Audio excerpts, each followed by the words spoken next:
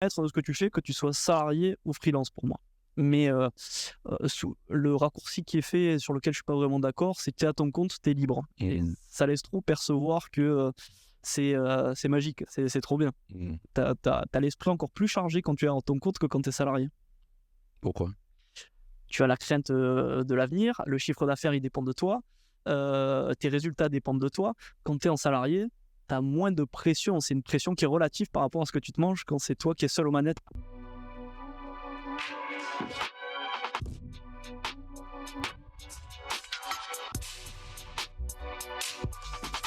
Si je vous parle de coûts d'acquisition, de régie publicitaire ou encore de créatif, et que j'y associe des mots comme stratégie, lifestyle ou e-commerce, vous l'aurez compris, notre invité du jour est un expert dans sa verticale. Néanmoins, avec une conviction très forte, celle de vivre la vie qu'il a choisie. Salut Guillaume, Salut Jérémy. comment tu vas? Très très bien toi. Ça va. Écoute, déjà, je suis très content de te recevoir ici, puisque ça fait un petit moment qu'on se connaît. On a déjà bossé ensemble, etc. On est même allé à l'école ensemble. On s'est rencontrés à l'école. C'est vrai. Mais je suis très, très, très content que tu aies pris le temps de venir sur Self Upgrade. Du coup, est-ce que en tout cas, ceux qui ne te connaissent pas, tu peux te présenter en quelques mots? Alors tout à fait, déjà merci pour l'invitation. Très très content d'être là aussi. Et pour me présenter rapidement, je pense qu'on rentrera dans le détail un petit peu plus tard. Je suis consultant marketing depuis plusieurs années maintenant. Et cette expertise marketing, je l'ai appliquée sur plusieurs projets, que ce soit en agence, là où j'ai terminé ma formation en alternance, puis sur mes différents projets entrepreneuriaux. Et là, depuis peu, dans une nouvelle agence où je suis rentré en tant qu'intrapreneur au sein de l'agence. Ok, déjà super. On va revenir quelques années en arrière. Parle-moi du jeune Guillaume. Il est de quoi? Le jeune Guillaume, en fait, il a eu la chance d'avoir un début de vie assez simple, quoi. Une famille qui s'est bien occupée de moi, pas spécialement de problèmes, l'école comme un peu dans la moyenne, quoi, normal. Et du coup, arrivé à 18-19 ans, j'ai eu envie, j'avais des envies d'aventure, des envies de découverte un petit peu. Et là, c'est parti un petit peu dans tous les sens. Et le jeune Guillaume, il a fait la fac, il a fait l'armée, il a arrêté l'armée pour se lancer à son compte, puis il a repris les études, il a changé 3 fois d'école de commerce, Ok. il est arrivé au bout des études, il n'a pas pris le temps de finaliser sa dernière année de master, en tout cas il n'a pas validé sa dernière année de master, mais sorti de là, il s'est lancé à son compte directement et c'est parti sur 4 ans d'entrepreneuriat, 5 ans même, et là aujourd'hui, nouvelle aventure dans un autre projet. Ok. T'as parlé d'un passage à l'armée, ça t'a apporté quoi? Alors, le passage à l'armée, j'étais un petit peu dans ma zone, pas une zone de confort, mais une zone de je m'en foutisme un peu à la fac. J'avais suivi le chemin logique des études jusqu'à la fac. Et à partir de la 6e, chaque année, je perdais 2 points de moyenne. Ok. Il y avait les curseurs sérieux à l'école et les autres curseurs jouaient au foot, les filles qui montaient, etc. Ok. Moins d'intérêt pour les cours et pas trop de vision sur ce que je voulais faire. Et l'année de la fac, ça a été catastrophique. Je finis l'année avec 10 de moyenne. Ok. Je passe tout juste, mais je me dis, là j'ai plus envie de faire ça, je perds mon temps. Et mon papa était militaire, il m'a raconté plein d'histoires là-dessus, et ça me démangeait au fond de moi de tester. Mm. Et du coup, j'ai dit, j'arrête les études, j'arrête la fac, et je pars à l'armée. Ok. Alors ça a un peu... Mon père était très content, le reste de la famille râlait un peu, mais ça a été un des meilleurs choix que j'ai fait, je pense, parce que ça allait dans le prolongement de l'éducation que j'ai reçue de mes parents autour de la discipline, du travail, et ça m'a surtout foutu une petite claque, ça m'a remis sur le chemin, ça m'a levé du pilote automatique de l'école en fait. D'accord. Du coup, t'es resté combien de temps à l'armée? Alors l'armée, il faut savoir que quand tu signes un contrat, tu signes pour... à l'époque où j'y étais, c'était 5 ou plus, ou 7 ans, ou 10 ans, je sais plus. Et en gros, pour mon contrat de 5 ans que j'avais signé, tu avais 6 mois de période d'essai, qui D'accord. correspond à la période de tes classes. Ok. Les 3 premiers mois, c'est trop cool. Je me régale. C'est le petit garçon qui se défoule, quoi. On fait du sport, on va se rouler dans la boue, on tire avec des armes, t'es avec des potes toute la journée. Donc vraiment, je me régale pendant 3 mois. Arrivé à la période de Noël, mon père fait venir un ami à lui qui est anesthésiste. Et il me fait un peu culpabiliser. Il me dit, mais t'as toujours bien travaillé à l'école, t'as eu des facilités, qu'est-ce que tu fous à l'armée? C'est le seul à me dire ça. Ok. Alors moi, il me met un petit coup de pression comme ça. Et je commence à cogiter. Ça fait 3 mois que je suis à l'armée, j'ai encore 3 mois pour me décider en gros. Et à partir de là, cette espèce de doute qui m'a mis, jusqu'à la fin, ça m'a un petit peu rongé, ça m'a poussé à sortir à 1 semaine de la fin de ma période d'essai. Ok. Donc, j'ai fait les 6 mois. Au départ, je réfléchissais à prendre des cours du soir après nos journées. Après, je disais, ouais, peut-être qu'en sortant, je reprendrai les études. Tout ça j'ai vu que ça serait compliqué et j'aurais du mal à me motiver.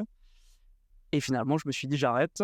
Je suis sorti de là assez content parce que je finis 4e sur 40 de ma section. Donc, Chapeau. je finis pas sur un échec, quoi. Mais vraiment parce que j'ai envie de faire autre chose. Et du coup, j'arrête. J'ai fait 5 mois et 3 semaines, quoi. Mhm. Et j'arrête à la fin de ma période d'essai. C'est là où je sors en ayant une petite idée de ce que je voulais faire. Mais en tout cas, plus l'armée, quoi. J'ai dit, c'est pas pour moi. Le côté. Il y a un côté qui m'allait pas du tout, c'est on te demande de ne pas réfléchir. Ok. Tu exécutes, tu poses pas de questions. Ok. Et ça, au début, je le voyais pas du tout comme une contrainte, mais quand j'ai commencé à me poser mes questions, genre, est-ce que tu veux faire ça et tout, là, ça a commencé à cogiter. J'ai dit, bon, c'était une bonne expérience, mais 6 mois, ça suffit. Ok. Avec le recul, parce que du coup, tu vois, tu as dit que tu as fait 3 écoles de commerce, que tu as fait un petit peu de fac, etc. On est aujourd'hui dans un monde où on peut quand même apprendre beaucoup en ligne, dans les livres, en discutant avec des pairs, etc. C'est quoi ton avis sur les études?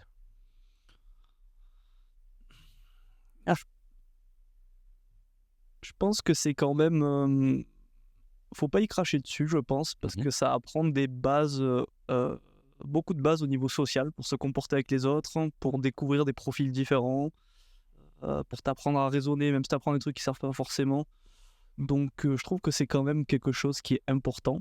Et que même si on est tenté de le remettre en question avec tous les nouveaux modes de formation, etc., je pense que même s'il y a des profils qui sont très sûrs, très jeunes de ce qu'ils veulent faire et qui veulent entreprendre, et il y a de plus en plus de contenu, de plus en plus de jeunes qui s'orientent vers ça, je pense qu'il y en a une grande partie quand même qui est un peu perdue comme je l'étais à l'époque, qui ne sait pas trop. Mais dans le je sais pas trop, ça te met quand même des bases qui sont importantes, je trouve. Après, il y a sûrement plus efficient pour apprendre et pour se former, et pour, voilà. Mais c'est pas si terrible, je trouve. Ok. À un moment, donc, on va dire, tu fais tes études, comme tu dis. Alors, pourquoi la dernière année de master que tu fais, donc d'MBA, qu'est-ce qui fait que tu ne vas pas jusqu'au bout? Qu'est-ce qui se passe cette année-là? C'est déjà très con. Très très bête. Et un peu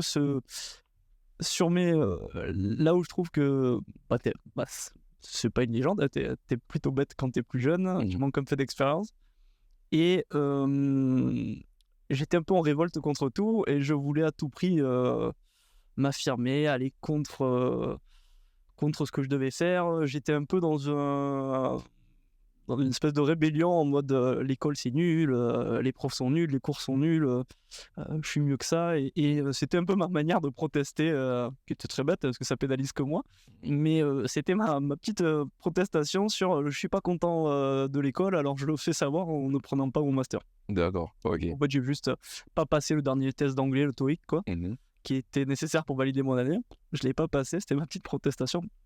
Parce que je savais déjà, j'avais le confort de savoir que j'avais commencé à travailler en freelance déjà, que j'allais directement bosser à mon compte. Et c'était plus simple pour moi d'être rebelle dans ce cas-là. J'étais pas dépendant de mon diplôme pour la suite. Je vois ce que tu veux dire. Donc ça a été facile d'être rebelle. Et ça m'allait bien, tu vois. Ça confortait un peu dans ce que je voulais retranscrire comme image quand je suis sorti à ce moment-là, quoi. Ok. Tu dis que tu as commencé effectivement en freelance. Je me souviens que tu as été un moment coach avec, en tout cas un partenariat avec Google. Est-ce que tu peux nous en parler un petit peu? Alors ça a été un petit enchaînement de situations positives en fait, où je suis en alternance du coup pour ma dernière année de master dans une agence qui s'appelle New Generation Agency. Et bref, je me positionne très vite sur Google Ads parce que je sortais d'une formation où j'avais vu un peu, ça me plaisait pas mal sur le principe. Donc j'arrive à l'agence, personne n'en fait, je dis moi j'en fais. Mais sauf que je savais pas en faire. Ok. Et sur les petits comptes, je commence à bricoler, c'est pas terrible. Et là, il vient un compte un peu important, j'arrive pas à avoir de résultats. Et du coup, le boss de l'agence dit non, mais là, on n'a pas de résultat. Viens, on trouve un prestataire externe qu'on fait venir et qui va t'aider et on va débloquer le compte. Donc, je fais venir un gars qui m'a été recommandé par son ami qui m'avait fait la formation juste avant de rentrer en alternance. Ok. C'est qu'un jeu de réseau, tout ça. Ok. Un mec me forme en alternance, il me recommande 6 mois plus tard un pote à lui qui est chez Google. Ce mec-là qui s'appelle Olivier, qui est un crack et qui est déjà implanté chez Google. Il arrive, il nous résout le problème des campagnes très rapidement, mais surtout on sympathise pendant qu'on bosse ensemble. Ok. Et en sympathisant, on mange ensemble, on travaille ensemble quelques jours, il me propose de moi aussi intégrer, en tout cas il me propose de participer aux entretiens pour intégrer Google, ce programme Atelier Numérique, qui est un programme où ils prennent des free, des indépendants, pour, à l'époque c'était pour former des chefs d'entreprise et des salariés sur le monde du digital, dans des chambres de commerce, etc. Donc par relation rapide, quoi, enfin relation rapide, par connexion qui se sont faites à l'époque, ça s'est fait. La personne que j'ai rencontrée en formation, Olivier qui est venu à l'agence bosser avec moi, qui m'a mis en contact avec les personnes de Google et je suis rentré comme ça chez eux. Ok. Que c'est vrai que je me rappelle dans cette dernière année, je pense, alors je ne vais pas dire de bêtises, mais je pense qu'on était peut-être les deux seuls qui étaient déjà en freelance en dernière année, dans le sens où je me souviens, moi à cette époque je vendais des sites internet, donc je bossais en même temps, et je me souviens que toi aussi à côté tu avais déjà cette vision-là. Et c'est vrai que quand tu es étudiant et que quand tu commences à faire du freelance, il y a un truc qui se passe dans ton cerveau, tu te dis ah ouais mais je gagne de l'argent et puis en fait en vendant mes prestations, etc. Donc très très cool. Tu dirais que c'est quoi déjà l'apport de se lancer en freelance? Qu'est-ce que ça apporte, que ce soit au niveau personnel ou professionnel? C'est quoi pour toi les avantages de ça, et aussi les inconvénients potentiellement? Le plus gros apport, je pense que c'est le côté responsabilisant. C'est-à-dire que si tu restes dans la matrice où tu suis tes études jusqu'au bout, tu prends un job, c'est très bien, il n'y a pas à cracher dessus, mais par contre, il n'y a pas à dire, tu n'es pas totalement responsable. C'est-à-dire tes déclarations, réfléchir aux taxes que tu vas payer, réfléchir à comment tu vas te payer, est-ce que j'ai bien payé mon URSSAF, ma TVA, tes impôts, tout ça, ça t'oblige à te responsabiliser très vite. Et ça t'enlève une part de peur aussi, parce que le fait de s'y confronter rapidement, de mettre les mains dedans, en fait, ça te dédramatise beaucoup de situations. Et tu pars du coup en étant freelance jeune, très vite, avec une peur en moins, par rapport à des collègues que que je côtoie à l'agence, etc., qui ont attendu et qui aimeraient se lancer aujourd'hui, qui ont plutôt peur, parce que ça fait peur l'administratif, ça fait peur des trucs tout bêtes, sans parler de compétences, etc.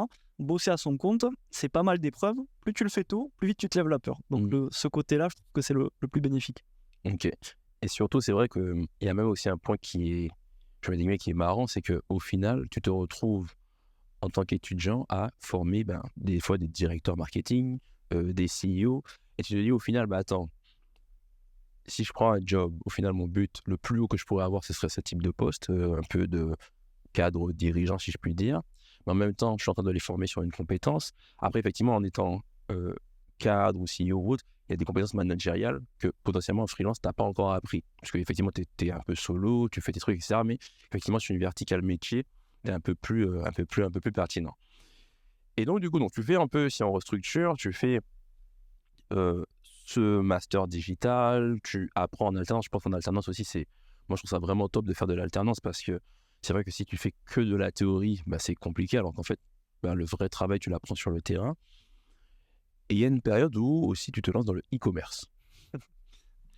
Est-ce que tu peux nous en parler? Ouais, avec plaisir. Donc le e-commerce, c'est avec un ami à moi que je rencontre chez Google dans le programme de formation, qui s'appelle David, qui est devenu mon associé pour 4 ans, et on est encore associés sur certains projets, et on est surtout amis.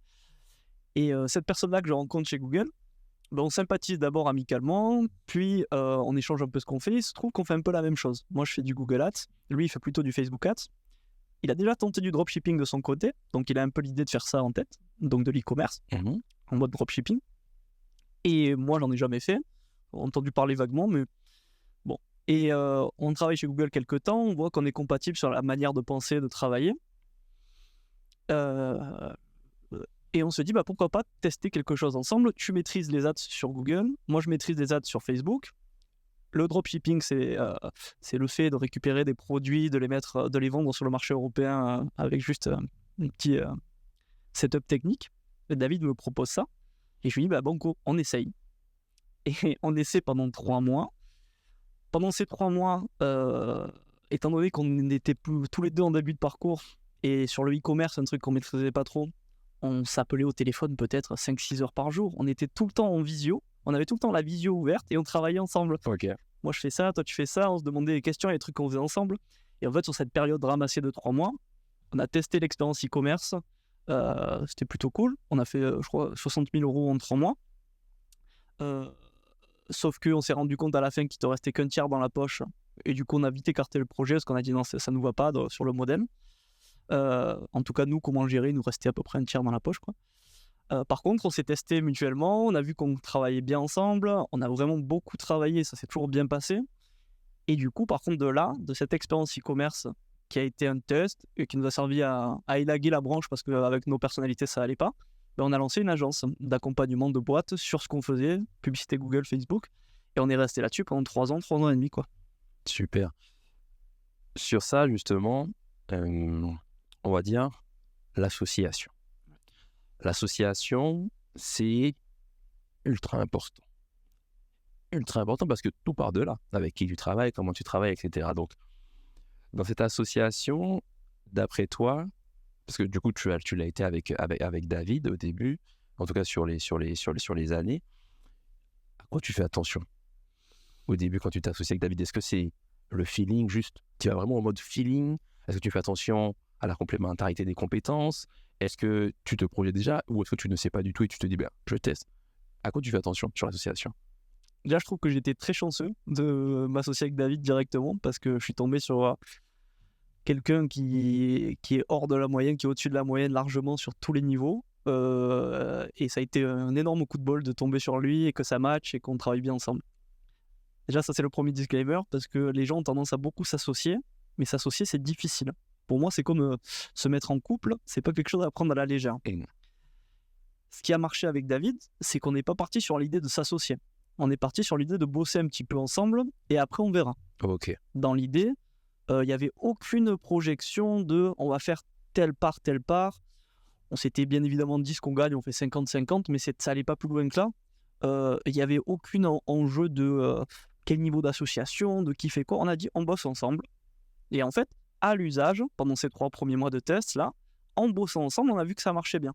Et là, on a envisagé de structurer ensemble, on s'est vu aller un peu plus loin, on a dit, bon, les premiers mois de e-commerce, on les a fait sans structure, on faisait rentrer l'argent sur N26, je sais plus quoi, N26, je crois.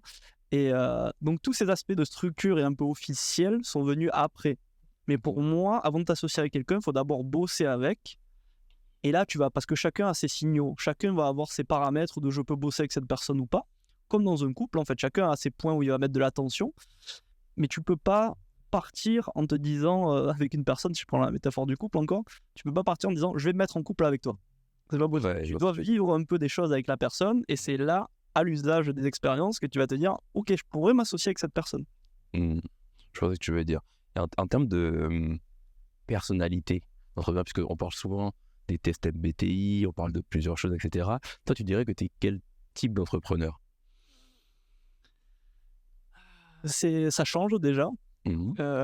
Ça change. Moi, j'ai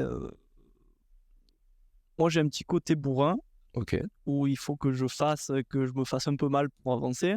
Et j'ai besoin énormément de structure. J'ai besoin de me structurer, de me mettre un cadre. Parce que je cogite beaucoup, je suis de nature à beaucoup cogiter, à me poser plein de questions et à tout remettre en question tout le temps. Donc j'ai besoin d'un cadre, j'ai besoin de discipline, et j'ai besoin d'avoir une structure vraiment établie pour avancer. Et après, dans cette structure, je fais le bourrin. C'est-à-dire que je me suis mis mes seuils, et avec les tâches délimitées de ce que je dois faire, mes routines, etc. Et là-dedans, après, je ne réfléchis pas trop, cerveau sur off, et j'avance selon ce que je me suis dit. Ça m'évite de trop cogiter. Parce que sans ça, je suis quelqu'un qui se pose beaucoup trop de questions. Ok. Et on entend beaucoup, mais vraiment beaucoup, déjà que l'entrepreneuriat, c'est très sexy, c'est très à la mode, les gens aiment bien opposer entrepreneuriat et salariat, etc. Et on entend aussi autre chose, c'est que être freelance, c'est la liberté. Qu'est-ce que tu penses de ça? Oh, je pense que c'est pas vrai.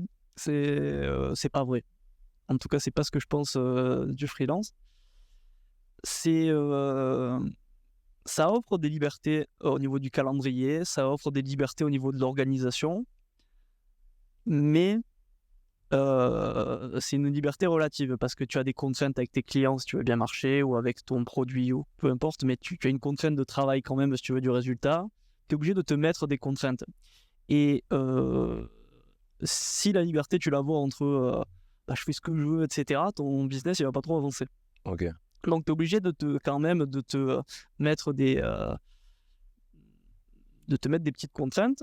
Et plus ton business prend de l'importance, moins tu es libre. Ok. Donc, c'est libre quand tu es freelance et que tu gères pas grand-chose. Mais dès que tu as un business qui commence à être un peu costaud sur les épaules, ta liberté, elle est relative parce que tu dois gérer tes clients, tes équipes, etc. Moi, je pense que le concept de liberté, tu peux l'avoir à la fois en salarié et en freelance. C'est juste dans ta manière d'appréhender les choses. Tu peux très bien être salarié et te sentir libre parce que dans ton organisation, tu fais en sorte de mettre les choses en place pour ne pas subir ton temps de travail, pour ne pas subir ton temps libre. Tu peux être maître de ce que tu fais, que tu sois salarié ou freelance pour moi. Mais le raccourci qui est fait, sur lequel je suis pas vraiment d'accord, c'est que tu es à ton compte, tu es libre. Et ça laisse trop percevoir que c'est magique, c'est trop bien. Tu as l'esprit encore plus chargé quand tu es à ton compte que quand tu es salarié. Pourquoi? Tu as la crainte de l'avenir, le chiffre d'affaires, il dépend de toi, tes résultats dépendent de toi. Quand tu es en salarié, tu as moins de pression. C'est une pression qui est relative par rapport à ce que tu te manges quand c'est toi qui es seul aux manettes. Quand tu es salarié, même si tu fais du management, c'est pas ta boîte, tu crains pour ta carrière, tu crains pour toi. Quand c'est ton business, tu crains pour plus de trucs.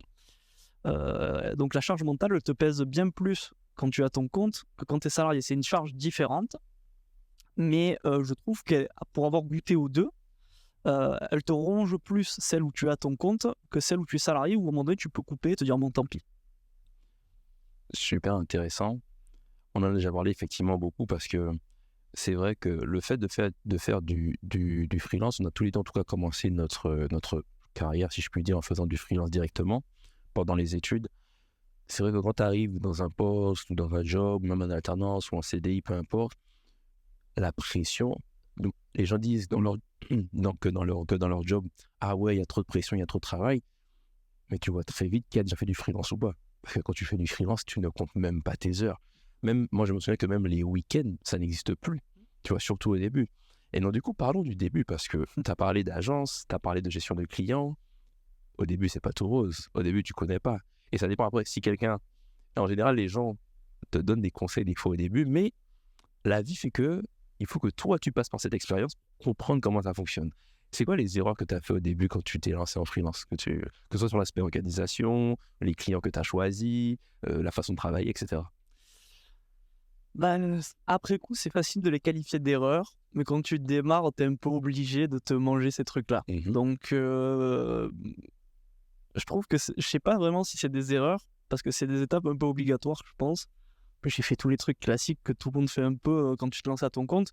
Je tarifais mal ce que je faisais, je me vendais trop peu cher, mais ce qui est normal, tu débutes. J'avais aucun choix sur mes clients, j'avais aucune sélectivité sur mes clients, mais encore une fois, pas le choix, tu voulais juste faire rentrer des sous. Et au final, c'est pas si mal parce que tu apprends sur les clients, tu apprends sur les prestats, tu apprends sur plein de choses. Les plus grosses erreurs que j'ai fait au début, parce que ça en est, c'est de ne pas être carré sur l'administratif. Ça, c'est une vraie erreur. Ok. Parce que ça m'a coûté des sous derrière. Quand l'URSSAF te rattrape ou que tu dois payer parce que tu n'as pas collecté ta TVA et compagnie, ça, c'est des erreurs à pas faire. Et du coup, ça en revient à ce truc-là. Et tout ce que j'ai vécu jusqu'à maintenant, chaque fois, me ramène à ça. Il faut être carré, il faut être discipliné. Et c'est pas parce que tu es libre que tu peux faire n'importe quoi.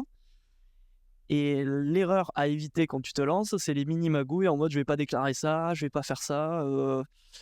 Ça, c'est des trucs absolument à éviter parce que ça te rattrape derrière. Moi, ça fait partie des claques que je me suis pris. C'est qu'au départ, c'était même pas volontaire, mais j'étais pas carré dans mes déclarations, tout ça. Et 2-3 ans après, j'ai dû payer un bon billet, ça m'a calmé. Et ça, c'est une erreur. Tout le reste, c'est de l'apprentissage. Mais le fait d'être carré, de faire les choses correctement, et de pas mettre l'administratif au second plan. Ça, c'est vraiment un truc, faut être carré là-dessus. Sinon, c'est des problèmes derrière. Super. En parlant d'être carré, tu parles de discipline. C'est un mot que tu as quand même évoqué déjà plusieurs fois depuis le début. Mais il y a des gens, par exemple, qui sont freelance, qui vont te dire qu'ils sont créatifs. Qui vont te dire, ben voilà, je sais pas, hein, je caricature beaucoup, mais je fais le design d'un site web, mais je fais un logo, et peut-être que j'ai l'inspiration à 22h. Qu'est-ce que tu penses de travailler à l'inspiration?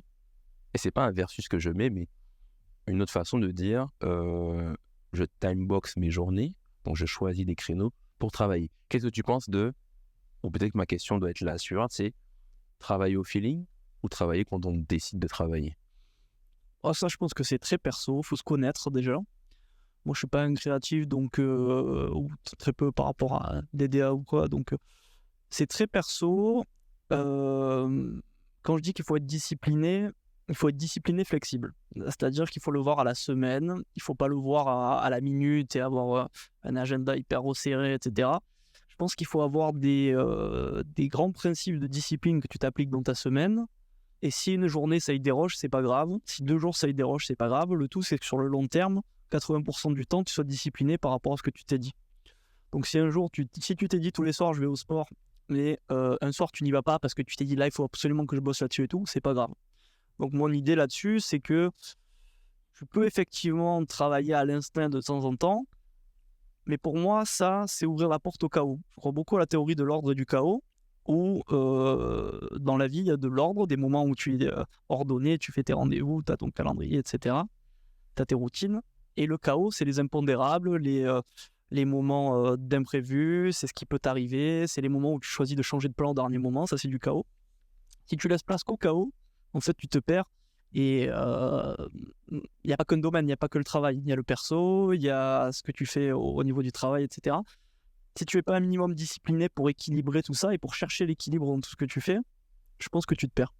Et les périodes dans ma vie où j'étais le plus mal psychologiquement ou physiquement ou quoi que ce soit, c'est des périodes où j'ai laissé trop longtemps la place au chaos et que je tenais plus mes engagements que je me suis fixé par rapport à ce que j'aime faire et mes trucs, quoi. Le sport, la lecture, le travail, voilà, j'ai des petits trucs comme ça. Les périodes dans ma vie où ça allait pas, c'est des périodes résultantes de phases où avant il y a eu du chaos. Donc pour moi, je le vois plus sur une échelle, pas être absolument drastique là-dessus, être 80% du temps être disciplinaire, et après il faut être flexible, quoi. Ça tombe bien, parce que tu disais juste avant qu'effectivement tu te un peu considères comme un entrepreneur, en tout cas au début de base, hein, un peu bourrin, un peu j'y vais, je travaille, etc. Ça, effectivement, ça revient souvent. C'est-à-dire que quand on commence ou peu importe, on travaille beaucoup. On se dit, waouh, faut que je mette le paquet, faut que j'y aille, etc. Et puis, il y a un moment, en fait, on a tendance à s'oublier dans le travail. C'est-à-dire qu'on travaille beaucoup, comme je disais, on ne voit plus les week-ends, on compte plus les heures. Des fois, même socialement, on ne sort plus parce qu'on se dit, non, j'ai mieux à faire que sortir, etc. Et je pense que tu as aussi passé par cette phase de... J'appelle ça, je mets des guillemets, on appelle ça beaucoup le tunnel. C'est-à-dire que vraiment, tu ne vois que ton projet, tu te réveilles dedans, tu te formes dessus, tu regardes des formations, etc. Mais le tunnel n'est pas sans conséquences. Alors, à voir, hein, ça dépend des gens. C'est bien et en même temps, comme toute chose, hein, il y a deux faces d'une même pièce. Toi, quand tu as eu ce tunnel-là, c'est quoi les conséquences, ou en tout cas, c'est quoi les apprentissages que tu en tires aujourd'hui? Puisque je pense que tu travailles plus forcément de la même façon que tu travaillais il y a 5 ans. Bah, moi, suite à ça, l'expérience qu'il y a eu, c'est que c'est un mode de vie déjà qui est difficile à tenir sur le long terme. Alors, on est encore jeune, on a la trentaine, ça va. Mais je pense que c'est pas un mode de vie qui se tient sur 10 ans, 15 ans de bosser comme ça. Et c'est surtout que c'est un mode de vie qui tient la route tant que tu réussis. Mais quand tu te prends un gros échec dans les dents après avoir bossé comme ça remet beaucoup de choses en perspective. Et tu te dis, est-ce que ça vaut la peine de bosser autant, sachant que le résultat, il est incertain?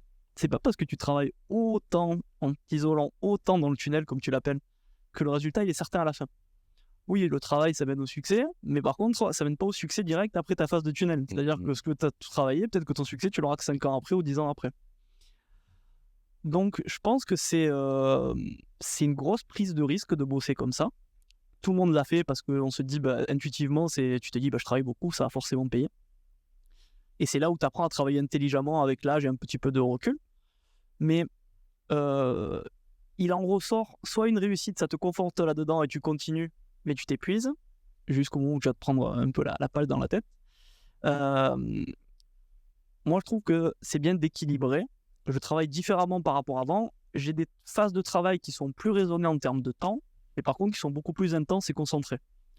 Maintenant, je fais attention à ce que si je bosse 7-8 heures dans la journée, ça soit très concentré, je ne suis pas sur le téléphone. J'ai du mal à travailler en présentiel à l'agence où je suis actuellement, par exemple, parce que les gens, tu as une espèce de déformation où tu es ensemble forcément, tu ne peux pas être dans ta bulle totalement, tu parles un petit peu à droite, tu parles un petit peu à gauche, tu n'es jamais bien concentré. Il faut arriver à travailler un nombre d'heures raisonnable pour ne pas te bouffer ta journée, être équilibré et avoir du temps de repos, du temps perso, etc. Et par contre, le moment de travail, c'est du moment de travail. Et il faut le prendre au sérieux sur le focus que tu y mets, la concentration, enfin, c'est la même chose. Faut être dedans, quoi. Et là, ça change tout, par contre. Tu penses quoi des routines? Alors, moi, encore une fois, on en a beaucoup parlé, la discipline, c'est ma religion. Par contre, je deviens flexible avec le temps et il faut être pareil, il faut faire un peu faut le prendre au pied de la lettre, voir que c'est pas exactement comme ça que ça marche. Et après, il faut apprendre à se connaître, il faut adapter. Les routines, c'est très bien pour se mettre un cadre et se mettre de l'ordre justement dans sa vie, pour aller dans un bon sens. Par contre, il faut bien les choisir. Il faut les choisir par rapport à qui on est, ce dont on a besoin, etc. Et il ne faut pas être drastique. Comme on le disait tout à l'heure, il faut pouvoir être flexible là-dessus. L'idée, c'est de les voir sur le long terme. Mais je pense que c'est quand même un cadre qui te permet d'avoir des repères et de ne pas sombrer dans le chaos, justement. Ça t'évite de te poser des questions, ça t'évite de te laisser dans le brouillard. Parce que je trouve que les phases les plus dures dans la vie, c'est quand tu ne sais pas où tu vas, c'est quand tu cogites entre plusieurs options, c'est quand tu hésites entre plusieurs projets, c'est quand tu ne sais pas quoi trop faire de ta vie. Et là, quand tu es dans des périodes où c'est pas très intéressant, où tu n'as pas trop de ligne directrice, tu vas te poser des questions bêtes. Oh, j'ai un bouton là, il faut que j'aille au docteur, j'ai peut-être un cancer. Ah, oh, là, je perds mes cheveux, j'ai les dents qui vont mal, machin. Tu focuses sur des problèmes qui n'en sont pas, parce que tu n'as pas de ligne directrice. Ton esprit n'est pas occupé, donc il met son attention sur des problèmes qui n'en sont pas. Quand tu as tes routines, ça t'évite de. Voilà, tu bon, je me lève, il faut que j'aille au sport, ou il faut que j'aille. Voilà, chacun son truc, quoi. Faut que j'écrive, faut que je. Non, c'est rien. Mais en tout cas, ça te met, comme quand t'es petit à l'école, un emploi du temps, un agenda, et ça t'évite, t'es obligé de dérouler en fait, si tu le respectes. Ton association avec David, que je connais aussi David, elle est vraiment, vraiment intéressante. Et puis même moi, vu de l'extérieur, je me dis, ah ouais, c'est vrai qu'ils se complètent pas mal sur pas mal de points. C'est vrai qu'effectivement, on évoque souvent que, alors, il y a toujours une dominante, hein, on a les deux composantes, mais il y a toujours une dominante où, en entrepreneur, il y a des entrepreneurs qui sont très bons pour commencer des projets, des starters, c'est-à-dire le fait de faire 0-1, et des entrepreneurs qui sont des très bons finishers, c'est-à-dire pour vraiment finir l'élément. Moi, je trouve que vous vous complétez très très bien sur ça. Et donc, du coup, je veux arriver sur un point crypto, NFT, Web3.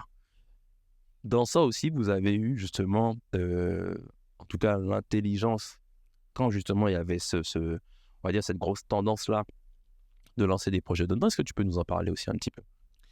Alors, c'est arrivé au moment où ça faisait 3 ans et demi qu'on avait la boîte au Wantin, notre agence de marketing. Et à l'époque, on ne s'était pas vraiment mis d'objectif. Notre seul objectif, c'était de vivre confortablement, de se sortir un salaire qu'on avait en tête. Et on vivait un peu pour faire du cash. Mais il n'y avait pas une vision extrêmement long terme. Et au bout d'un moment, alors c'est rigolo les premiers mois, tu gagnes un peu plus d'argent, tu es content. Mais après, tu perds un peu de sens. Et après, une fois que tu as atteint le chiffre que tu t'es dit, c'est soit tu te casses la tête pour aller faire plus, mais tu vis déjà bien, tu es content. Soit tu tombes dans une espèce de routine, de lassitude. Donc là, on était un peu sur ce ventre mou là, au niveau de l'agence. Et les opportunités du marché font que les cryptos, ça pète. Il y a des projets qui se lancent dans tous les sens. Il se trouve que le frère de David est à fond là-dedans. Et il nous propose un projet dans les NFT, justement.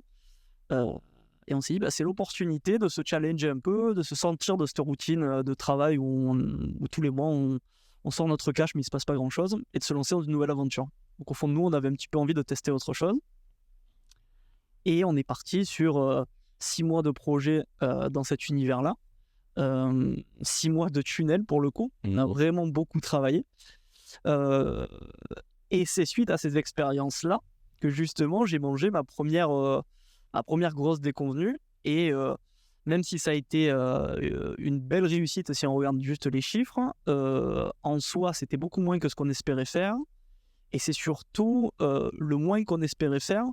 Le sacrifice qu'on avait fait niveau travail pour arriver à ça, je l'ai mal vécu. J'ai trouvé que c'était beaucoup trop de sacrifices par rapport à ce qu'on a récupéré en résultat. Et c'est là où j'ai un peu shifté sur mon mode de pensée par rapport au travail. Je l'ai pensé un petit peu différemment. Il m'a fallu cette période de chaos où j'ai mis le travail avant tout pendant 6 mois quasiment sur ces projets-là dans le Web3. Tu travailles combien d'heures par semaine? On travaillait du lundi au dimanche et on travaillait du matin à 9h quand on s'y mettait jusqu'au soir 11h minuit quoi. Tous les jours, du lundi au dimanche. Et parce que il fallait qu'on produise dans un univers qu'on ne connaissait pas. Il fallait s'acclimater à un nouveau lexique, à des codes, à comment ça fonctionne. Là, le marketing, c'est plus sur Insta, c'est sur Twitter, c'est machin. Le temps de s'y mettre, ça a été beaucoup plus de travail. Donc, on prenait ce travail à charge. On a fait beaucoup d'erreurs. C'était tout nouveau pour nous. Mais comme on voulait aller vite pour ne pas perdre la bulle et pour vraiment sortir nos projets au moment où on voulait les sortir, en fait, on s'est mis dedans au niveau travail. On s'est mis vraiment dans le rouge. Parce qu'on ne maîtrisait pas le sujet, parce qu'on l'a vu trop belle aussi. On pensait que le monde était facile et que tous ceux qui allaient lancer un projet crypto dans ce moment-là, ils allaient exploser. Donc, on s'est mis 6 mois de chaos où il n'y avait que le travail dans nos vies. Le sport arrêté, je ne sortais plus, je ne faisais pas grand-chose, quoi. C'était 6 mois compliqués. Et c'est après ça, j'ai dit, mais ça vaut pas le coup, en fait. Tu as le temps, la réussite, ça se fait pas en quelques mois, il faut la construire. Tout ça, c'est de la logique que j'avais certainement déjà entendue. Mon père me l'avait répété plusieurs fois déjà. Mais tant que tu te mets pas la main dans la cheminée, tu comprends pas que le feu ça brûle quoi. Donc cher. C'est quoi du coup les différences que tu as vues entre le Web 2 et le Web 3? Oh, c'est 2 univers différents, ça n'a rien à voir. Il y a rien à voir. C'est des mondes différents. Le Web 3, c'est une belle idéologie de base. Sur ce que ça veut apporter. Mais il y a le mot web qui brouille un peu ce que c'est réellement. Le fait de dire web là-dedans, web 3, c'est pas internet, quoi. C'est pas le digital, c'est autre chose. C'est un réseau qui est à part, c'est des réseaux qui sont à part. C'est 2 mondes différents, donc c'est dur de les comparer, quoi. Ok. Et sur ces différents projets, donc il y a eu l'agence, il y a eu le e-com, il y a eu justement les NFT. C'est quoi un peu en tout cas, la façon dont tu as réussi quand même à les mener à terme? C'est-à-dire que lorsque vous êtes allé en mode bourrin, à chaque fois, c'est ce que tu vas me dire peut-être. C'est quoi un peu ton truc? Par exemple, c'est de te dire, ok, voici l'objectif qu'on veut atteindre, et un peu la méthode des OKR, se dire, voilà, voici l'objectif, voici tout ce qu'on doit mettre en place pour potentiellement atteindre ces objectifs, ou bien c'est plus, mais on avance au jour le jour. Comment vous gérez en fait cette partie un peu avancement sur gestion de projet en général? Tu l'as dit, le plus important, c'est d'avoir un objectif. Il faut que tu aies une ligne d'arrivée, que tu te détermines, qu'elle soit bonne ou mauvaise, en fait, c'est pas très important. Le tout, c'est de savoir où tu vas. Et comme ça t'aide à définir ce que tu fais. Et après, tu peux justement te mettre dans ce mode un petit peu bourrin et dire vas-y, j'avance et on doit faire ça. Mais si tu n'as pas réfléchi à ton objectif, tu peux pas arriver à mener un projet à bien. C'est impossible. Tu peux pas dire je travaille et je verrai bien. Il faut qu'au fond de toi, même si c'est pas avoué, même si tu veux pas en parler, il faut que tu saches à peu près où tu veux aller. Parce que c'est à ça que tu te raccroches quand tu sais plus trop. C'est ça qui détermine aussi ce que tu fais tous les jours. Parce que là, je vois typiquement, j'ai parlé à une connaissance à moi qui est en train d'essayer de lancer son agence en Belgique. Et il y est depuis octobre. Et depuis octobre, il a fait seulement son site internet. Je pense que c'est un problème de... quel est l'objectif en fait? Et en fait, c'est ça, sans objectif, tu repousses toujours le moment de te lancer parce que tu t'es pas donné de date, de résultats à atteindre. Et du coup, tu trouves toujours des trucs à faire mais qui sont en soi pas très importants. Donc en fait, pour aller au bout d'un projet, pour moi, c'est arriver à être réaliste sur l'étape d'après. Comment elle se concrétise en termes d'objectifs? Se fixer une étape atteignable, évidemment. Tout ça, c'est des redites, mais c'est important de le rappeler. Je veux atteindre ce point-là. Par rapport à ça, je mets des actions et je fais en sorte d'aller chercher ce point-là. Et après, on verra. Mais l'idée, c'est d'avoir un objectif. C'est le prérequis de base pour avancer sur un projet. C'est bête, mais Sans ça, ça avance pas. Et dans la vie au global, pas que en business aussi. Le Guillaume, à un moment, alors il fait plein de projets, il travaille beaucoup. Je me souviens, on a beaucoup d'échanges sur ça. On se montre nos résultats, plus ou moins, etc. Et moi, pour moi, il y a un gros, justement, un peu, si je dirais, de l'extérieur, encore une fois, c'est très subjectif, mais il y a un avant-après entre justement ces gros projets NFT ou autres, où en fait, moi, je remarque de l'extérieur que ton focus, il change. C'est-à-dire que tu as toujours les mêmes valeurs, mais je vois bien que tu mets beaucoup plus en avant, en tout cas, tu portes beaucoup plus d'intérêt au bonheur quotidien Mm. qu'à Guillaume le performeur. Et à ce moment-là, justement, tu prends alors, je pense que ça dure peut-être un peu moins d'un an, ou en tout cas aux alentours, tu prends un bon moment pour voyager. Comme Paolo Coelho, comme l'alchimiste, tu pars. Parle-nous de ce moment-là. Bah, c'est un peu le rebond de ce qui s'est passé avant. Je sors des études, je fais que travailler en fait. Et quand ça se pète un peu la tête après les projets crypto et que j'ai mes premières déceptions de travail, je me dis mais t'as bientôt 30 ans et t'as rien fait de ta vie en fait, à part travailler. Et là j'ai le rebond de me dire il faut que je fasse autre chose, tout en remettant de la discipline dans ma vie parce que j'ai eu pas mal de chaos, donc je veux faire quelque chose qui tranche et en même temps je veux coupler avec, je veux vivre la vie que j'ai l'impression d'être en train de gâcher parce que je travaille trop.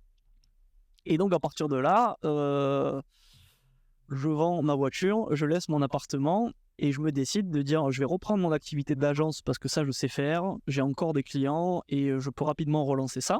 Donc je vais bosser en remote, je vais faire mon agence de loin, on va travailler avec David à distance, on va gérer nos clients de loin et je vais voyager en même temps. Et là ça a été un peu l'équilibrage où le fait d'avoir perdu, j'ai eu l'impression en tout cas d'avoir perdu pas mal de temps dans ma vie à travailler. J'ai voulu le rééquilibrer avec d'autres aspects qui n'étaient pas liés au travail. Donc j'ai eu 1 an et demi de voyage où je suis allé en Colombie, en Argentine, en Égypte, au Danemark, à Bali, un peu partout. J'ai travaillé de ces différents spots-là. Et là, j'ai un peu goûté à l'inverse. C'est que quand tu mets trop de relâche et trop que tu te lèves l'ambition, que tu te lèves un petit peu l'envie de performer, etc. Quand tu es trop dans le laisser-aller, même si je travaillais quand même pour financer mes voyages et me remettre un petit peu ce cadre. Mais là, par contre, je prends trop du côté allez, je profite, etc. Là, ça m'a coûté au bout d'un moment aussi, ce qui a fait que je suis revenu à Paris aujourd'hui. Et ça m'a fait comprendre un peu l'équilibre, tout ça. C'est que d'un côté ou de l'autre, quand ça balance trop, c'est pas bon. Au final, tu le payes. Et il y a vraiment cette notion d'équilibre à essayer d'apporter au quotidien si tu veux tenir longtemps, en fait. Il y en a qui arrivent à jongler de phases très intenses en phases très intenses dans les deux sens. Et ça, c'est très personnel. Mais moi, avec ma personnalité, je suis absolument incapable de vivre ça émotionnellement, physiquement, l'énergie que ça prend. Je préfère un mode de vie équilibré où j'arrive à m'accorder de la relâche et du travail pour être bien dans ma tête, en fait. D'accord. Du coup, tu es parti plus sur un concept où tu préférais, en tout cas en ce moment, un peu plus sédentaire pour avoir justement ton cadre, etc., que un peu ce concept de vraiment nomade digital à 100%, voyager, etc. Ouais, en fait, le côté voyage, etc., j'adore ça. Ça a été vraiment une étape qui, je pense, était la conséquence d'avoir beaucoup travaillé, d'être resté beaucoup trop chez moi. Je pense que je reprendrai le voyage, mais de manière plus tempérée, et ça sera peut-être que sur 1 mois ou 2 de temps en temps, ou sur même une quinzaine, voilà. Mais je crois quand même au bénéfice de la stabilité. Pour moi, si tu veux réussir long terme et avoir une vie qui aille dans le bon sens, avancer sur tes projets, etc., c'est ma croyance perso, ça pour le coup, mais je pense que la stabilité t'aide quand même. L'idée, c'est de te mettre te mettre dans le confort dans ta vie pour pouvoir te mettre dans l'inconfort sur des projets.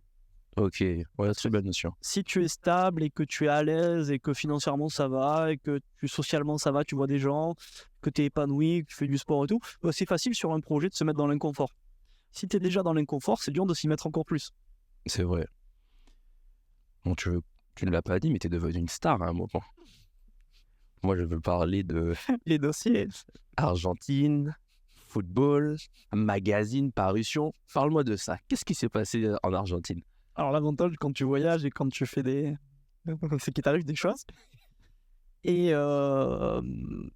sur les réseaux, je me viens de temps en temps, c'est mon petit défouloir. Aujourd'hui je travaille et tout, le soir je prends mon téléphone et je fais des vidéos banales chez moi en train de cuisiner ou je raconte n'importe quoi, faire rire les potes. Je mets ça en story. Bon. Ça je le faisais sur Insta depuis longtemps, je le fais toujours. Sauf que à ce moment-là, je sais plus qui m'en parle, c'est peut-être ma sœur qui me dit mais pourquoi tu ne les mets pas sur TikTok, tu vas devenir une star et tout. Alors voilà, pour rigoler. Je le fais. Donc je commence à mettre mes vidéos déjà en France et je mets un peu, mais en France ça prend pas parce que je mets rien d'intéressant, c'est moi qui fais un peu le bête là quand je cuisine, etc. Ça prend pas spécialement. Je suis à 2-3 000 abonnés sur TikTok parce que je publie beaucoup, mais c'est jamais ça perce. Par contre, je suis lancé là-dedans, j'arrive en Argentine et je continue de publier mes stories Insta et de les mettre dans TikTok. Et je vois que je reçois beaucoup plus de commentaires qu'en France, la majorité en espagnol, donc je comprends que c'est géolocalisé, parce que j'avais pas vraiment conscience.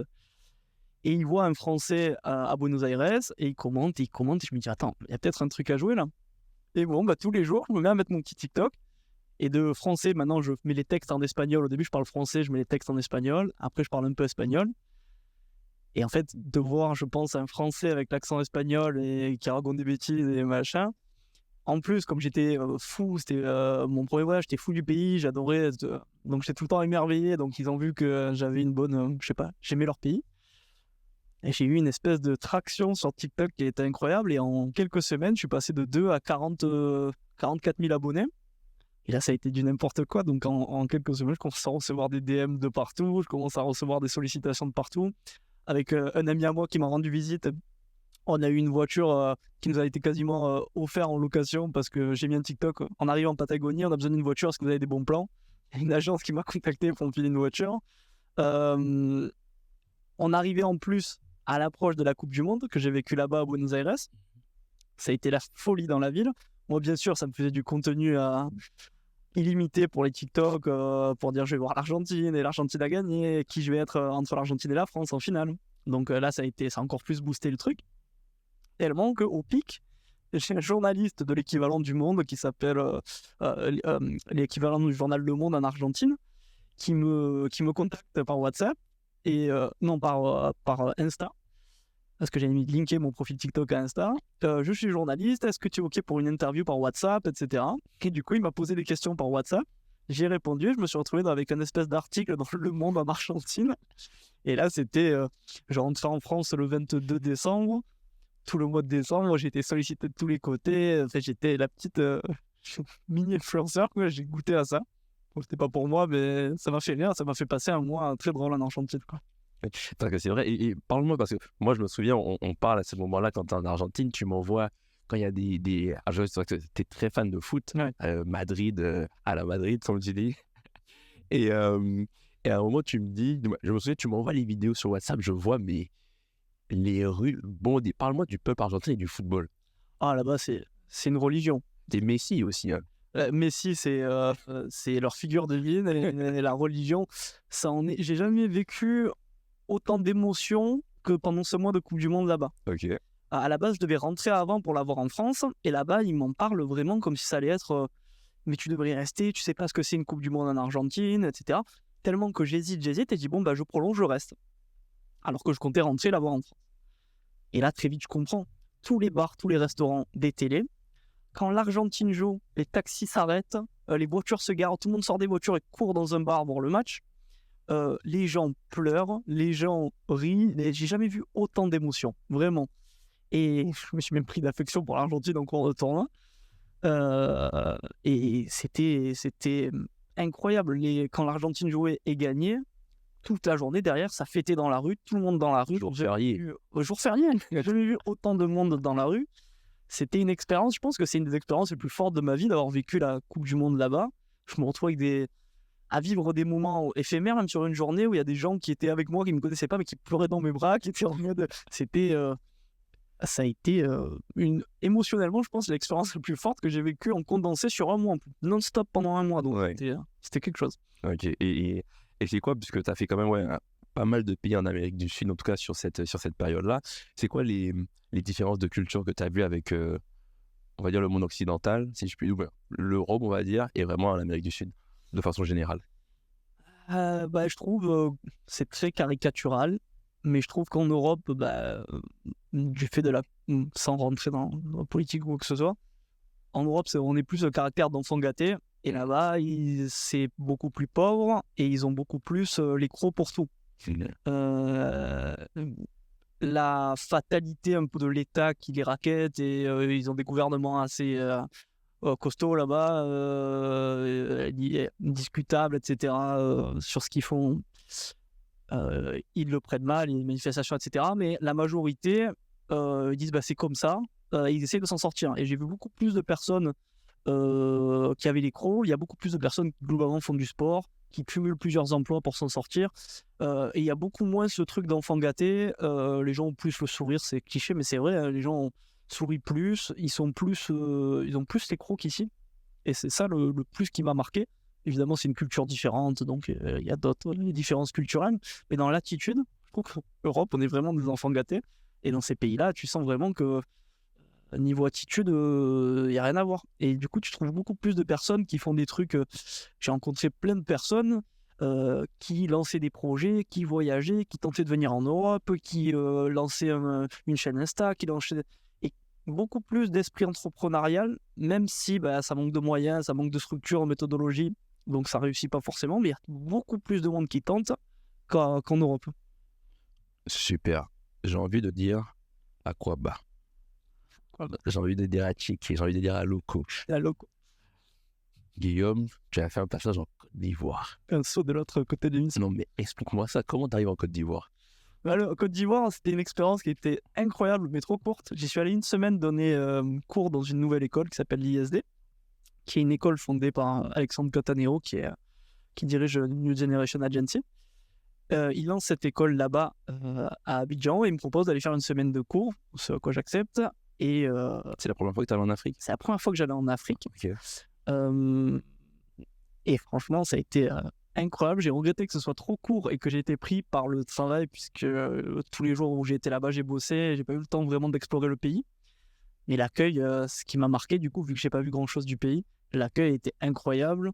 Une joie de vivre, une hospitalité, un truc... Franchement, chaque fois que je pars dans ces voyages-là, je rentre en Europe. Alors, il ne faut pas se plaindre parce qu'on a des conditions de vie ici qui sont qu'on ne calcule plus, mais qui sont assez incroyables au niveau confort, etc. Et par contre, dans l'état d'esprit, je rentre, chaque fois, je suis déprimé, quoi. Je vois les gens ici, ça met un coup quand tu rentres. Et vraiment, j'en reste avec un souvenir incroyable, sauf le soir où j'ai confondu un poivron avec un piment. Ça, c'était moins rigolo. Ah oui, ça c'est compliqué.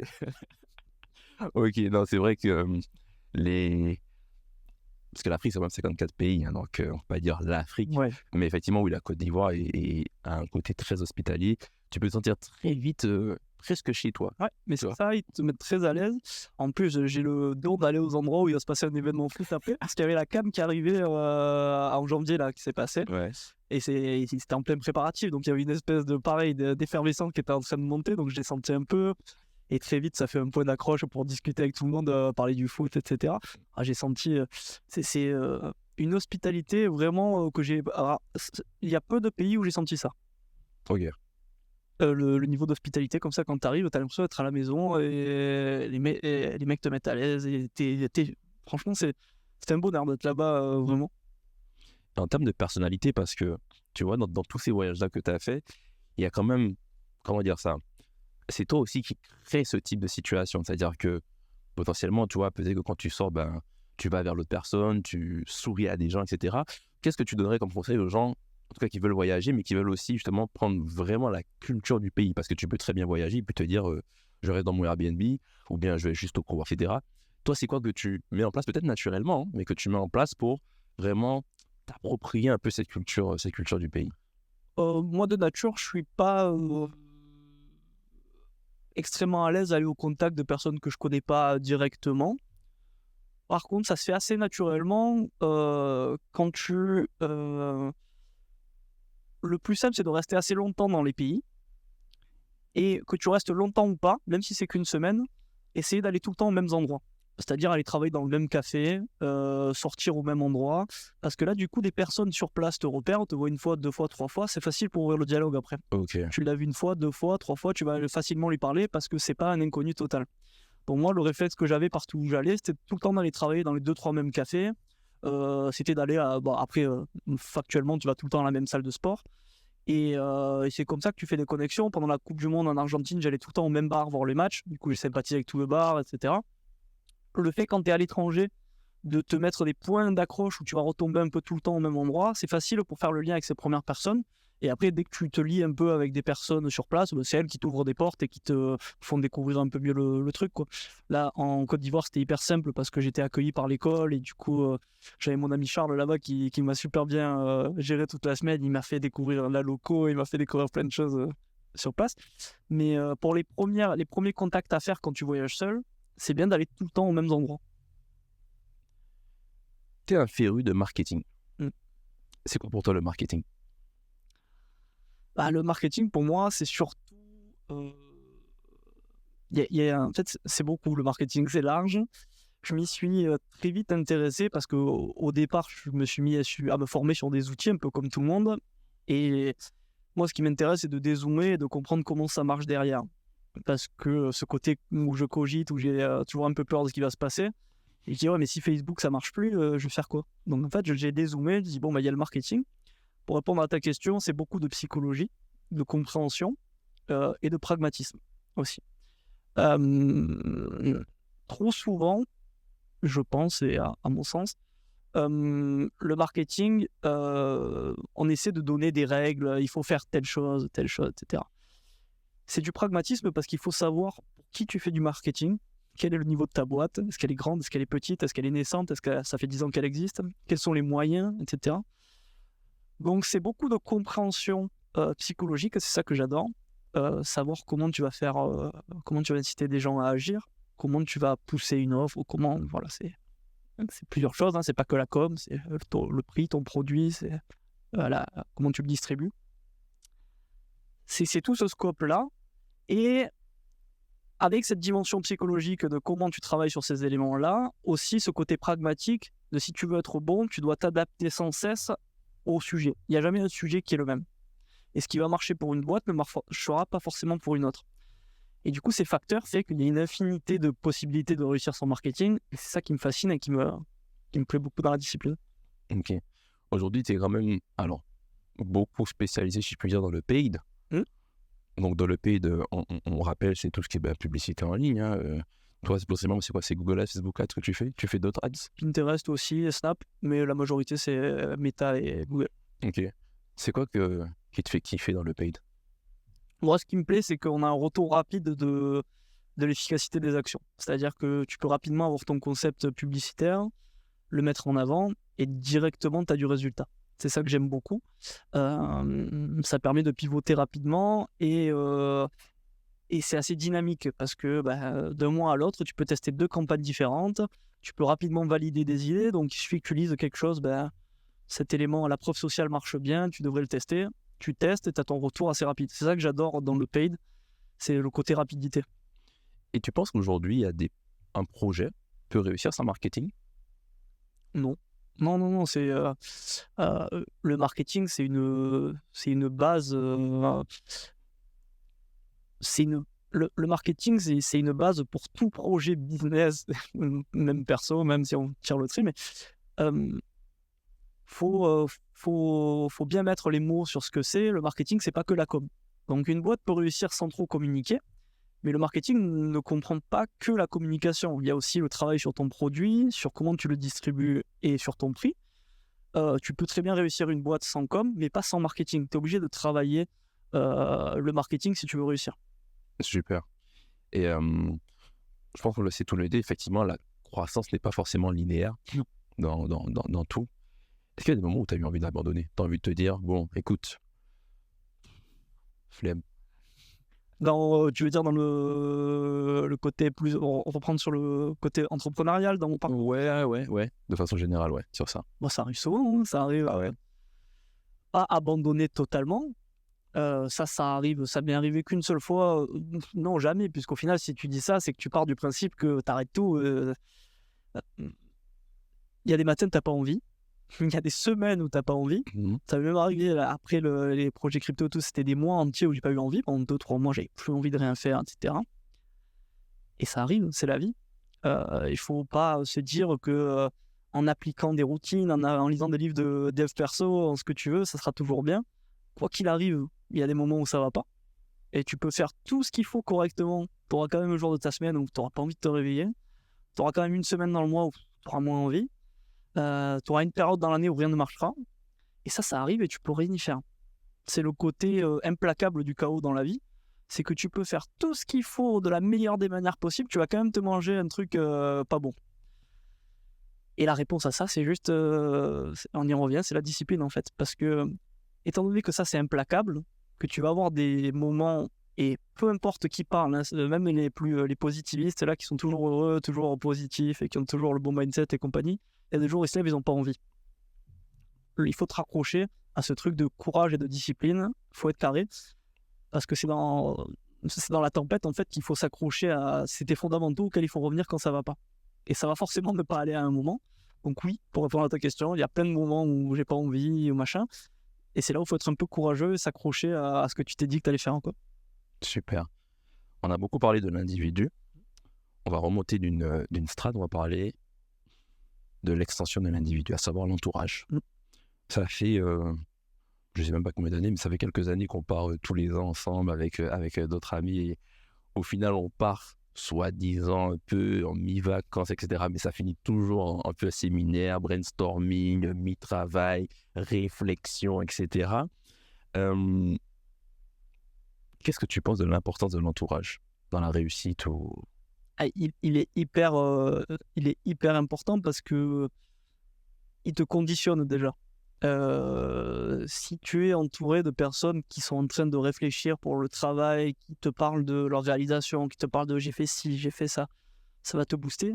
Ne serait-ce que sans parler du partage de connaissances ou de compétences, ça va te donner envie. Donc en fait, je pense que tu te calques un peu aux gens qui t'entourent inconsciemment, parce que dans le groupe social dans lequel tu te retrouves, tu as envie de briller, d'être bon dans... Voilà. T'entourer de personnes qui sont dans une spirale négative, tu vas être tiré vers le bas. Si tu es entouré de personnes qui sont dans une spirale positive, ça va te tirer vers le haut. C'est assez basique, mais c'est pour ça que je considère que un des meilleurs moyens de réussir, justement pour choisir un peu ses cercles, et c'est plus simple comme ça, c'est de bouger géographiquement. Parce que quand tu es à ton endroit où tu as grandi, où tu es né, t'as ta famille, t'as tes amis d'enfance, ça tu pourras pas les renier, à part si t'es vraiment quelqu'un de... Tu peux pas renier tes amis d'enfance, tu peux pas renier ta famille, c'est des trucs, c'est impensable. Par contre, tu peux, en te déplaçant géographiquement, moins le subir, entre guillemets, au quotidien, les influences qu'ils peuvent avoir sur toi, et te créer des cercles, en fait, qui te correspondent mieux, sans forcément y voir d'intérêt, mais en tout cas, des cercles à qui tu as envie de ressembler. Tu peux choisir un peu plus le réseau que tu te fais. Et ça, c'est plus simple quand tu pars de page blanche plutôt que de rester au même endroit et de devoir dire à tes potes non, je reste moins avec vous, ou à la famille non, je vais moins vous voir. Le plus simple, c'est de partir. Ça, c'est le meilleur. Je pense que c'est le truc le plus efficace et ce qui m'a fait le plus bondir en termes d'expérience c'est de bouger géographiquement. Je suis passé à la fin de mes études d'Aix à Paris. De Paris, je suis revenu à Aix. J'ai ressenti une espèce de retour au point de départ, un peu comme si je repartais en arrière ou je stagnais. Je suis reparti en voyage d'Aix, là, rebond en avant. Là, je reviens sur Paris. Encore une fois, je suis loin de mon berceau natal, en fait. Et je trouve que pour le développement, au moins, tu peux te recréer de pages blanches avec ce que tu as appris en cours de route. Et personne ne se vexe, en fait. Ça mène pas à un conflit où tu es obligé de te brouiller avec les gens autour de toi. Ça se fait naturellement. Quand tu bouges géographiquement, tu es loin, donc forcément tu passes moins de temps avec les gens. T'as plus que parce que quand tu les côtoies moins, les gens, c'est que du positif. Parce que quand tu les vois une fois par mois, une fois tous les 2 mois, tu les retrouves, tu es content de les retrouver, tu as des trucs à te raconter avec la famille et les amis. Donc ça assainit les relations en plus. Et les nouvelles que tu crées, elles sont plus dans la direction que tu vas donner. Donc par rapport à ça, je trouve que le meilleur move niveau réseau et niveau avancé, c'est de bouger géographiquement. C'est vrai qu'on a un ami en commun qui s'appelle DJ. moi qui m'avait marqué quand on était, alors c'était peut-être en 2022, je crois, quand il m'avait dit en fait, tu sais, Jérém, bon, je crois que vous étiez là, mais il n'y a pas de surplace. C'est soit tu avances, soit tu recules. Et ça, je sais que ça m'avait travaillé pendant toutes les vacances qu'on avait. Je me disais, mais il a raison, en fait. Il y a le surplace, parce qu'en fait, c'est une notion dynamique. C'est-à-dire, c'est par rapport à quoi que tu restes sur place, etc. Et je sais que c'était vraiment, ça m'avait vraiment marqué. Donc, c'est vrai que l'entourage, comme tu dis, puis je pense aussi, effectivement, bouger géographiquement, c'est vraiment important. Parce qu'effectivement, ta vision, en fait, je trouve que tu as des. Déjà, le fait de partir, ça t'ouvre les chakras. Tu vois, tu n'as plus toutes tes références, tu n'as plus tous tes lieux, etc. Donc, t'es un peu, je mets des guillemets un peu sur le qui-vive et tu es alerte. Tu vois, tu es vraiment alerte. Et effectivement, on l'a pas précisé, mais tu as quand même fait beaucoup de voyages solo. Et c'est pas la même chose quand tu fais un voyage solo, vs un voyage, comme tu dis, avec tes potes ou en couple, ou etc. Tu vois, t'en apprends, je trouve, beaucoup sur toi-même quand tu fais des voyages solo, loin, solitaire, etc. quoi. Donc, super, super intéressant. Maintenant, tu as quand même beaucoup d'expérience. C'est relatif, encore une fois, c'est dynamique, mais tu as une expérience que tu n'avais pas avant. Quel conseil tu donnerais, ou en tout cas, si c'était à recommencer, avec là maintenant toute l'expérience que tu as eue, que tu as vécue, tu vois, imagine on te dit, allez Guillaume, là, on te donne un nouveau corps. Qu'est-ce que tu ferais différemment? Est-ce que tu referais la même chose? Comment tu verrais les choses pour atteindre le niveau où tu es aujourd'hui, ou même aller plus loin? C'est une question difficile, encore une fois, parce que je me dis que ça existe. Enfin, c'est. Comment le dire? Tu es obligé de passer par ces étapes que tu fais. Et le chemin parfait, il n'existe pas vraiment.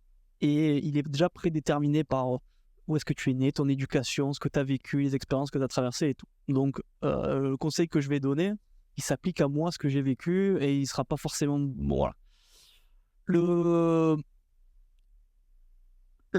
Le principal, le truc que j'aurais aimé apprendre le plus tôt, en tout cas, que j'ai appris comme je l'ai appris, mais le truc que j'aurais aimé apprendre le plus tôt, et en fait, j'ai eu de la chance que mon père m'en parle dès le plus jeune âge, et ça m'a conditionné pour la suite, et c'est là où je dis que j'ai eu de la chance, c'est que quand dans ton éducation, tu reçois ce genre de conseils, même si tu les écoutes pas tout de suite, c'est un truc que j'aurais aimé écouter plus tôt, mais je l'avais en tête.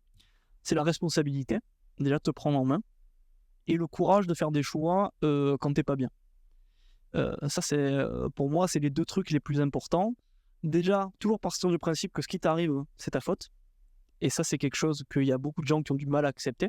Même s'il y a des externalités, même si il peut y avoir de la chance, pas de chance, même s'il t'arrive des trucs, c'est ta responsabilité de réagir, c'est ta responsabilité de te prendre en main pour ne plus que ça se passe ou pour faire différemment. Ça, c'est le premier point. Et le deuxième point, c'est qu'il faut avoir le courage de faire des choix. C'est-à-dire que là, ça va pas, là, j'arrête, je pars ailleurs. Géographiquement, une autre boîte, je change de boîte, je quitte ma relation perso, la famille, ça va pas, je m'en éloigne. Il faut avoir le courage de faire des choix. Si tu as pas ça, ta vie, tu vas la subir. Et en fait, pour moi, le plus gros conseil que je peux donner, c'est ne pas subir sa vie, ne pas écouter les autres, et faire ses choix par rapport à ce que tu as vraiment envie, ce que tu pressens, même si ça va être une connerie, c'est pas grave, mais ne pas subir et faire ses choix. Pour moi, c'est le plus gros conseil que je peux donner. Ouais. Si j'ai un pouvoir et je te permets d'apprendre une compétence en instantané, tu choisis quoi? Je pense que c'est une compétence réelle ou un pouvoir magique? Non, une compétence réelle. Compétence réelle. Ça peut être une hard skill ou une soft skill. Ouais. Je pense que j'apprendrais. J'hésite entre une langue et le management, Ok. voire la politique. Parce que là, je me suis rendu compte que tout ce qui était compétences techniques, ça s'apprend. À mes yeux, au niveau de mon parcours où j'en suis, le plus dur pour moi, c'est manager des gens. Ok. En ménageant les susceptibilités, en faisant en sorte que tout le monde soit bien, en faisant en sorte que tout le monde soit efficient, etc.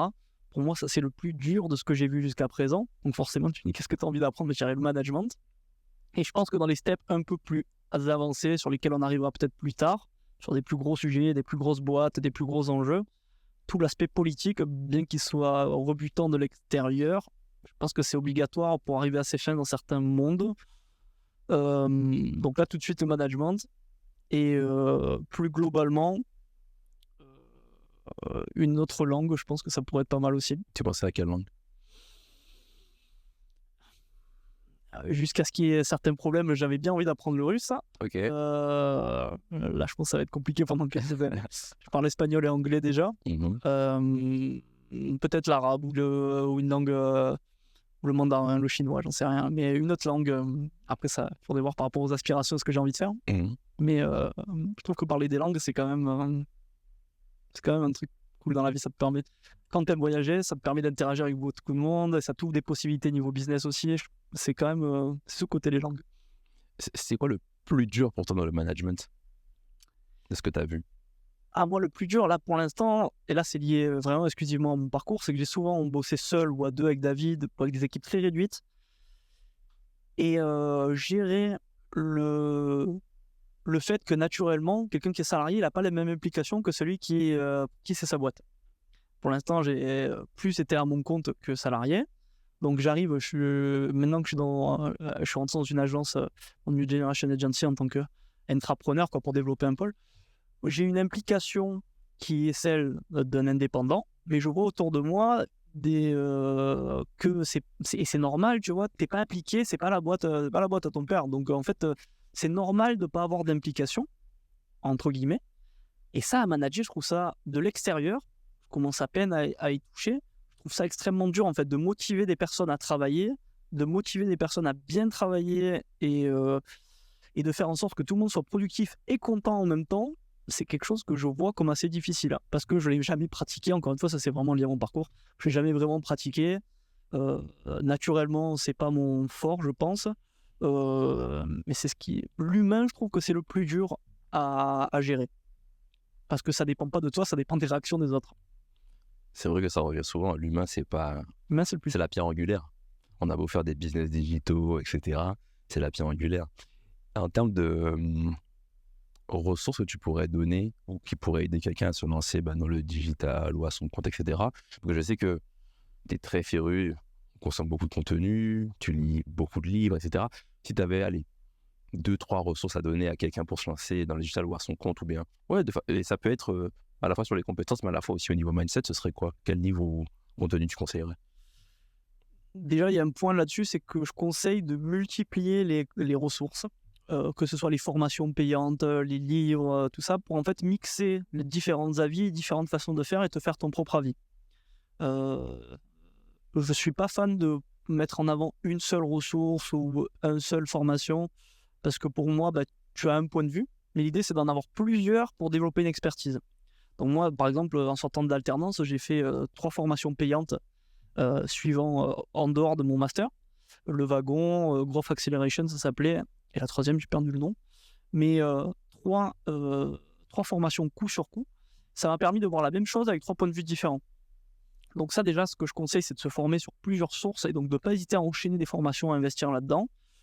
Et après, si je devais faire des recommandations, tous les livres, même s'ils ont une surface un peu pompeuse de dev perso business, ils sont très bien pour te mettre des bases sur la mentalité à avoir. Même s'il y a beaucoup de... faut lever la couche de gras dessus, il y a beaucoup de pompeux, mais le fond reste très bien dans tous ces livres. En marketing, influence et manipulation, c'est ça le marketing. Ça fait partie des premiers que j'ai lus et que j'ai qui m'ont le plus orienté, quoi.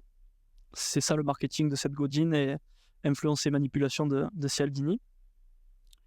Et en termes de formation, moi j'avais fait des formations, des bootcamps, etc. pour apprendre les skills vraiment. J'avais beaucoup aimé le wagon à Paris et après, en soi, toutes les formations qui sortent, si vous en prenez avec des personnes qui sont reconnues et qui ont fait preuve, qui ont eu des résultats, en général, vous apprenez toujours quelque chose. Super, super. J'ai envie de t'offrir ça. Et merci. Je te laisse ouvrir et regarder. Je suis pas à l'aise avec les cadeaux, donc je vais peut-être faire une tête bizarre. T'inquiète pas. C'est un chat? Presque.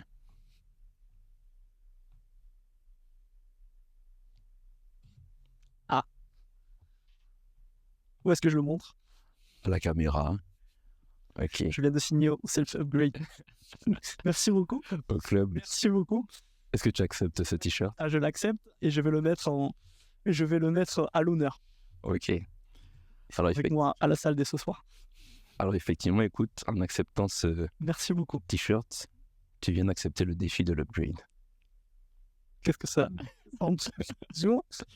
Alors, en fait, toi, parce que je sais que tu es un expert, je connais ton niveau sur la tech, sur le digital, etc. Donc, écoute, je te propose de créer un truc. Ok. C'est qu'en fait, sur une campagne que tu fais, ou peu importe en ce moment, donc on a ce qu'on appelle justement des créatives, du copywriting, etc. que tu fais. J'aimerais bien en fait que tu crées des landing pages dynamiques qui vont du coup, en fonction de ta créative que tu as, donc la créative, on rappelle, c'est l'image que tu as, c'est le copywriting que tu as, c'est le call to action, etc. En fait, va venir modifier la landing page. Ok. Donc en gros, imaginons, tu fais une campagne sur un truc de sport et puis tu parles de perte de poids. Ben, j'aurais bien aimé qu'instantanément, ta landing page, elle parle de perte de poids, elle met en avant ces bénéfices-là, etc. Ok. Dans ce défi-là, parce que bon, je suis quand même clément, je demande à ce que les textes uniquement soient dynamiques. Ok. Bonus, si tu arrives aussi à adapter tout ce qui est code couleur, etc. en fonction de la créative.